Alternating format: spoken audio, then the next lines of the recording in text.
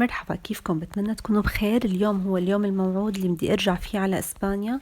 اللي متابعين بيعرفوا انه انا عايشة بين تركيا وبين اسبانيا. اليوم حسافر على اسبانيا، ولكن قبل ما نروح على برشلونة، انا ساكنة ببرشلونة، حنمر بفرانكفورت ونضل تقريبا ترانزيت 5 ساعات. هون هلأ حتصير الطيارة واخيرا بعد طول انتظار. وهي على الطريق شوف الغيوم، سبحان الخالق قديش كتير حلو المناظر. كتير كانت رحلة حلوة، بس متعبة. يعني ضلينا تقريبا من الصبح للمساء. شوفوا هون منظر الغيوم، كتير كتير حلو الطريق هوني. وأخيرا وصلنا الحمد لله. وهاد الحديقة تبعيت البيت. هون الحديقة تبعيت البيت. هذا تقريبا طبعا تاني يوم، لأنه أكيد بنفس اليوم ما حصور لكم، حكون أكيد تعبانة كتير. يوم الصبح كان لازم أكون شوي نشيطة. وبصراحة اشتقت للبحر، اشتقت لهي الأجواء. طبعا تركيا كتير حلوة، يعني اسطنبول أكيد فيها كل هالأجواء، بس سبحان الله الدولتين مختلفين تماما عن بعض. بتحسوا هذا البحر غير هذا البحر، مع أنه كلاته البحر الأبيض المتوسط. حنشوف هلأ هون، حأطلع وورجيكم منظر البحر قديشو حلو. بس كانت كتير مغيمة الدنيا، يعني تقريبا تمشيت ساعة، لأنه كتير بحب أعمل هوني مثل رياضة هيك الصبح الواحد بيتنشط. باسطنبول بيتي بعيد عن البحر تقريبا شي نص ساعة، فبصير الواحد بيستسأل يعني كل شوي تقعدوا تروحوا وتجوا. ويعني طلعة مع أطفال صغار متعبة شوي. أما هون تحت البيت مباشرة ضليت تقريبا ساعة عم أعمل رياضة، مشي هرولة، ما رياضة، ما بقدر أرقد كمان معانا أطفال. شوفوا قديش الجو رايق وحلو.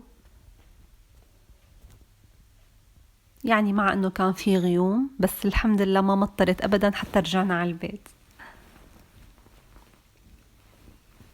وهلا الجو صار صافي تقريبا، يعني شوي ماشي الحال. رجعت على البيت لانه طلعنا كان عنا بدنا نخلص اوراق الصبح، ما شربنا القهوة. طلعنا فورا، مشينا وجبنا الاوراق خلصناهم وعم نعمل قهوة. تفضلوا. هلا بعد ما خلصت معنا القهوة صار وقت اني اسكبها وبرجع بقلكن. وانا بحس انه اذا جيت على اسبانيا لازم فورا بلش بنظام دايت، لانه هون يعني ما بروح على مطاعم بصراحة، لانه ما في كتير مطاعم حلال يعني. فالواحد بيستسأل كمان يقعد يدور على مطاعم، وتروحوا بزمن كورونا فبنصير قاعدين بالبيت دائما وبنعمل نظام صحي، خاصة بإسبانيا. حتى الشوكولا إذا بتلاحظوا باكلها دائما تكون دارك 85% كاكاو. يعني برجع بعمل هيك كنترول على حالي، لأنه ما شاء الله تركيا وأكلاتها وكيكاتها وحلوياتها بتخلي الواحد يزيد وزنه كتير. فهلأ قبل ما أبلش بالفطور حأعمل وجبة الغدا جهزها. بدي أعمل اليوم سمك. كمان بإسبانيا بحاول كتير كتير أعتمد على السمك.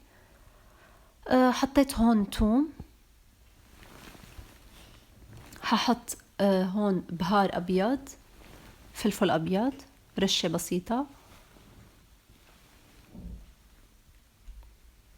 ححط فلفل أسود.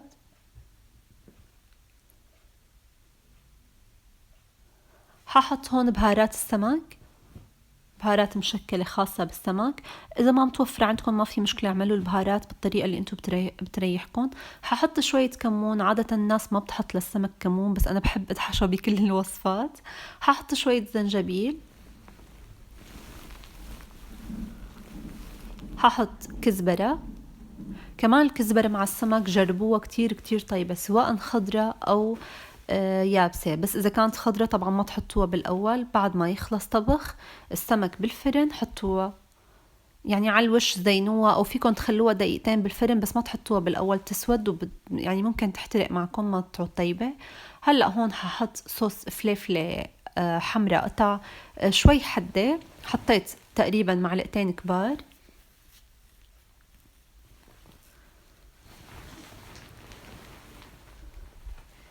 وحضيف عليهم زيت زيتون. كمان اللي بتابعني بيعرف اني ما بستخدم انواع سمن ابدا، بستخدم زيت الزيتون دائما. حضيف شي 4-5 معالق زيت زيتون، لانه حاعمل تقريبا 5 فراخ سمك بس فيليه من دون حسك. حخلطهم مع بعض بهذا الشكل. وهي الصلصة اللي أنا عملتها حأعملها بس ل3 فراخ، إذا بتلاحظوها إنه قليلة لأنه الأطفال أكيد ما حياكلوا حر. فحط ل3 فراخ هدول البهارات. حطيت شوية هال كمان، اللي متابعني بيعرف انه انا بعشق شيء اسمه هال وبحطه بكل الوصفات، خاصة الوصفات اللي فيها لحوم او سمك او دجاج. هلا هون انا غاسلتهم. بالمناسبة السمك ما بغسله بخل او شيء لانه ما بعرف، بحس انه لحاله بيستوي، فاذا حطيت له الخل اكيد حيفرط بقى بالفرن. هلا هيك حضيف السمكات على الصلصة،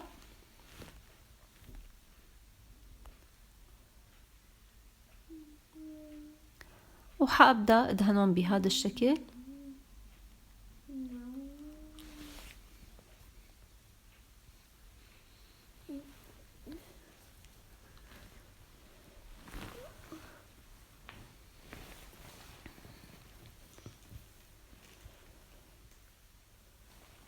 هيك بعد ما دهنتهم وغلفتهم مزبوط بالصلصة صاروا جاهزين معي. مثل ما قلت لكم خليت هون فرخين فيليه سمك لحالهم مشان احط لهم بهارات كتير بسيطة للأطفال. هيك صاروا جاهزين معي. حجيب النايلون الغذائي وحغلفهم واتركهم 2-3 اللي هو وقت بدك تعملي الغدا بيكون جاهزين معك وبيكونوا اخدوا نكهة البهارات اللي حطينا لهم اياها.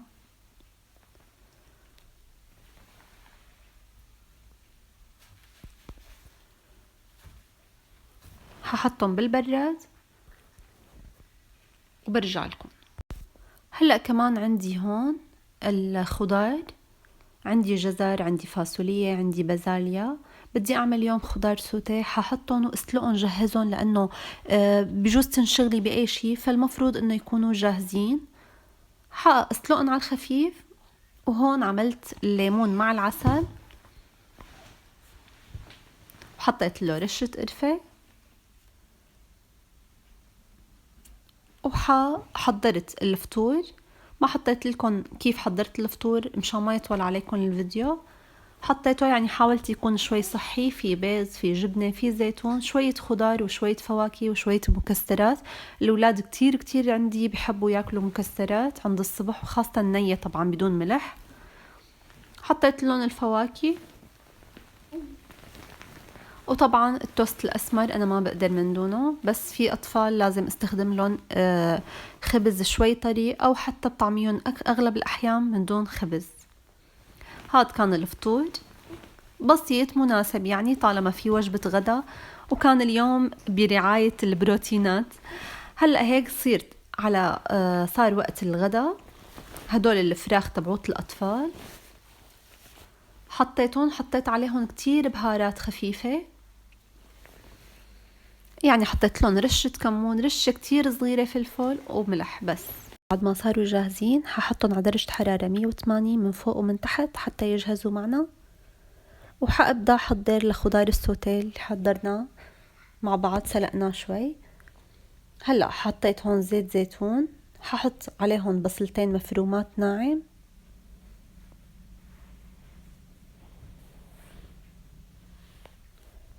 حضل قلبهم حتى يدبل معنا البصل وياخد اللون الأشقر. بعد ما أضيف عليهم رشة الملح.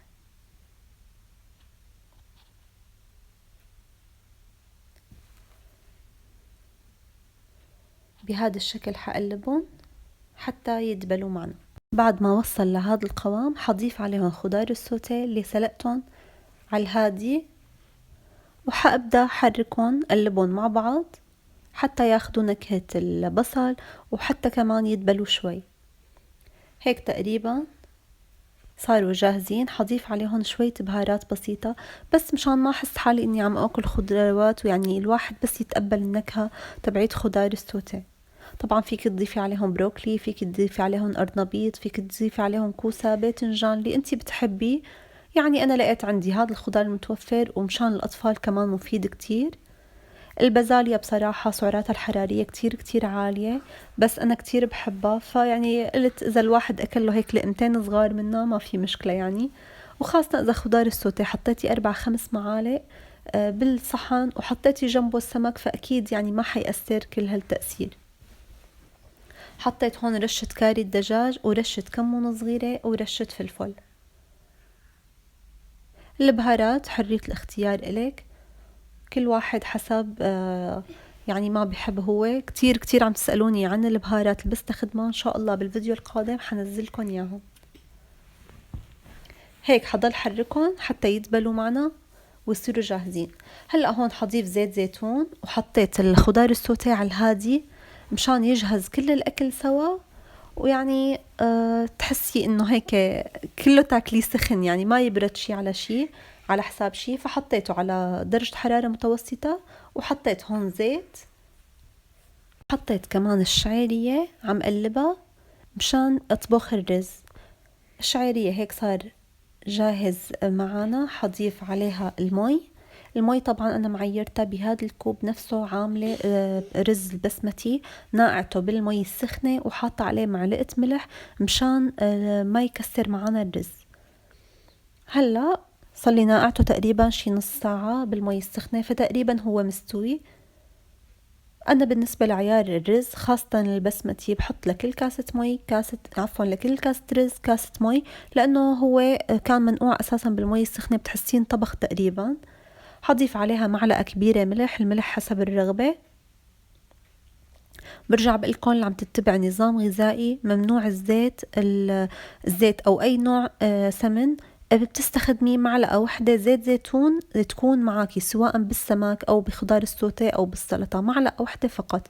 طبعا المتابع الفيديوهات من الأول بيعرف إنه أولا في 6 أسابيع دايت. بتمنى ترجعوا تتابعوا الوصفات وتكتبوا لي بالتعليقات شو بتحتاجوا، يعني اقتراحات إذا بتحبوا كمان كملكم نظام الدايت.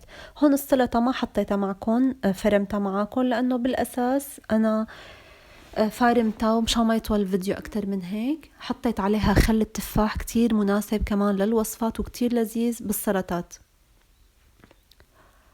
حطيت هون بهارات هاي للسلطة، حطيت أوريغانو.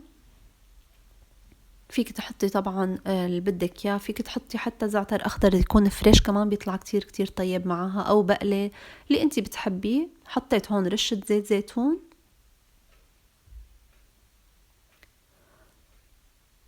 وهلأ حضيف عليها الصلصة اللي حضرناها مع بعض، توم وليمون وملح. هحطها هيك على الوجه.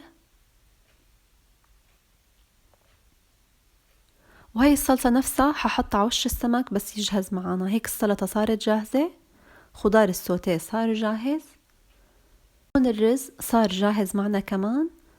حط